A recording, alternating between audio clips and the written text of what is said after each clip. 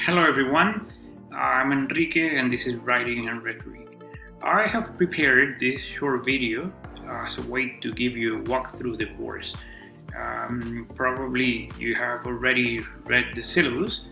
That was the first assignment we had on Monday, and I wrote a very long and detailed syllabus meant to give you an answer to every possible question. If you pay special attention to page number 6 of the syllabus, you realize that you have the detailed schedule of the course. You can always come back here to this part of the syllabus because I am including here a weekly calendar or a weekly planner with all the activities that you need to complete during the week. As I explained in the first introductory video, this is a self-organized course and you have to set up your own times. So my word of advice is you block out study time during the week after watching what you have to do during the whole week.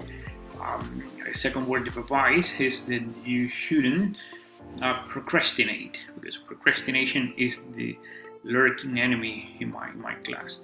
If you procrastinate and leave everything till the last day and then open your assignments on the last day, maybe you might be surprised to see that you had to do some work before sitting and undertaking the assignment. So it's important that you plan your time and check your assignments earlier in the week, especially on Mondays or Tuesdays. And the first thing you gotta do is read the planner. The planner, I always get in touch with you explaining on Mondays, like for example here, I use the news wall of the course where I post direct messages for you with infographics or information about what I'm expecting from the week.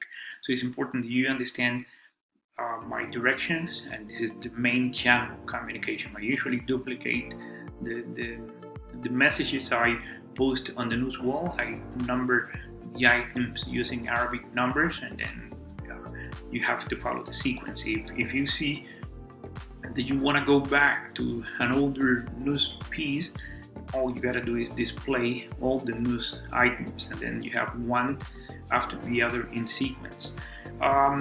As I said, the first thing that you gotta do is read the planner. The planner is the first element in the week. If you check over here, you see with the arrow, the blue arrow, that you have planner week 1. The planner, do that always on Mondays because you need to be advised of what you have to do so as not to be under pressure later at the end of the week. If you organize your work in a proper way, you realize that it's not so much to do, but you gotta be very neat in the organization. This is an example of a planner for the first week, where you have to attend a video conference. Usually my video conferences are on Saturdays.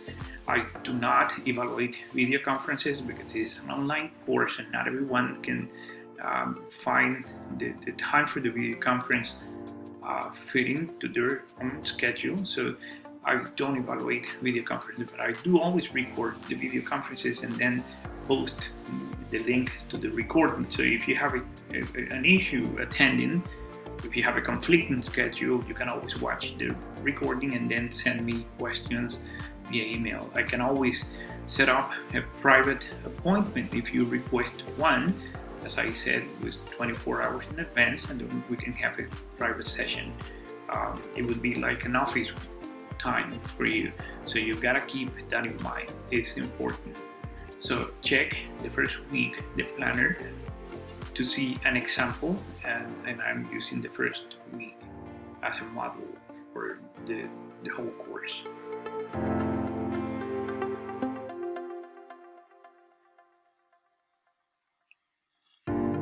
Something important as well is the access. You should access the course, the different parts of the course using the navigation bars on top of the page.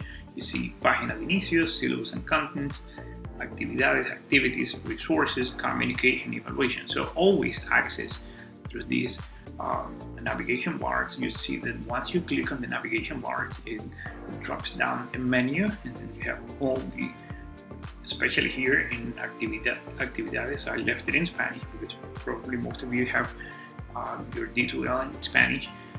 You have the deberes, pruebas, foros, e-portfolio that we won't be using, the e-portfolio, lista de control, self-evaluations. So you have it all here. So you should access always using this, for example, the photos. Because if you click only on the assignment that appears in your calendar, it would send you only to the specific link that you have to work with. And sometimes it's important you have the big picture. If you access through the photos, for example, you realize that you have the general instruction, you have the specific links for work. So, but you see you get access to the full picture by accessing through the navigation bar. So all the activities are here. So if I were you, and if you haven't done it yet, or if you haven't worked with D2L extensively, I'm inviting you to play around, like visit all the links and walk through the course freely, and it won't hurt you. And even if you accidentally open a prueba, which is simple exercises that I will explain later next week, you realize that you always have chances to complete all these exercises 2, 3, or 4 times, sometimes even 6 times. And it's a way to practice and not to take any risks with the grades. So here there is nothing to fear. If you load, for example, in the deberes folder, that you an essay, for example, and then you had second thoughts later, you can always tell me that you loaded another one, because I give you the chance to load more than one document, and all you gotta do is just tell me which one you want me to grade for you. So this is in terms of flexibility. So always through the navigation bars, don't forget that. This is an example of the deberes page. This is the assignments, and you have here in the deberes page, writing assignment, you have all the writing assignment. Writing assignment number 1, number 2, number 3. Number 1 is an expository essay. Number 2, an analytical essay. Number 3, an argumentative essay. Aside from this, you're writing now a biographical narrative, which is sort of an essay, but you're posting it in a different place. You're posting it in the forum link. And in the portfolio at the end, in week number 8, you also have week number 7, you also have to write another essay, which is like the reflection essay, where you give me your insights about the course, about your performance, about the specific indications that I'm giving you, and so that will be in the portfolio. So in total, we're writing 3 main essays, 1 final essay, which is the 4th essay, and the biographical piece, which would be like the 5th. But by name, by nomenclature, you only have writing assignment 1, writing assignment 2, and writing assignment 3.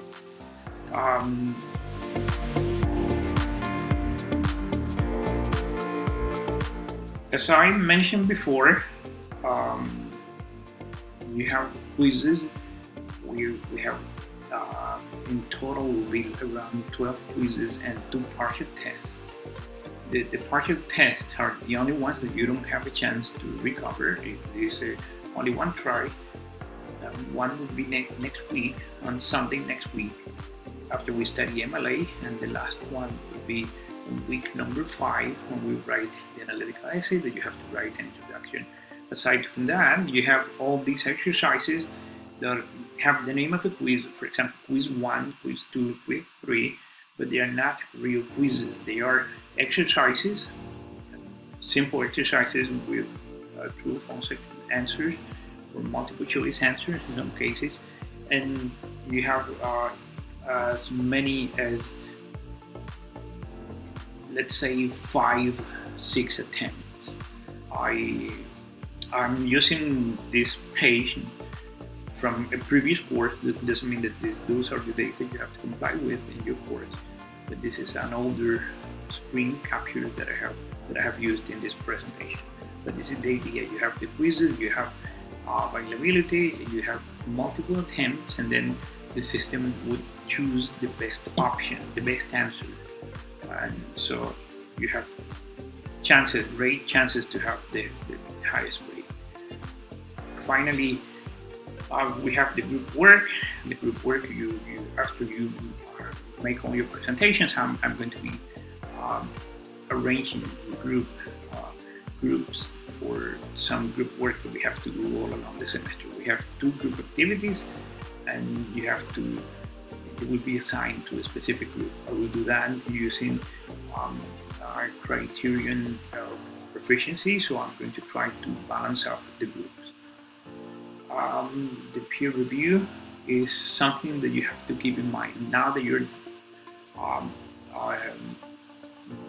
recording your introductory videos and writing your biographical narrative, you have to keep an eye for a partner that you think that you might find proper or adequate to work with during the semester as a peer review partner.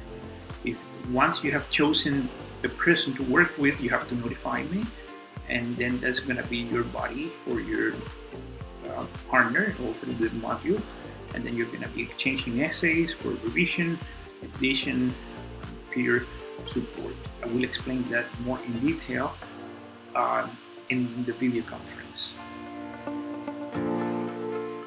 The last activity at the end in week 7 to be graded in week 8 is the portfolio. You have nothing to worry about the portfolio now. The portfolio is the place where you're going to be collecting your samples that you're going to be producing during the module. So put this on hold until I explain in detail in the video conference what the portfolio is about. So in a nutshell, this is the course. I'm encouraging you to please send me questions. If you're in doubt, please don't hesitate to contact me, and if you need assistance, just let me know and I can set up a video conference with you on a one-on-one basis, and so I can help you more personally. Great to have you here. I'm very excited to have you here and looking forward to meeting you all on Saturday.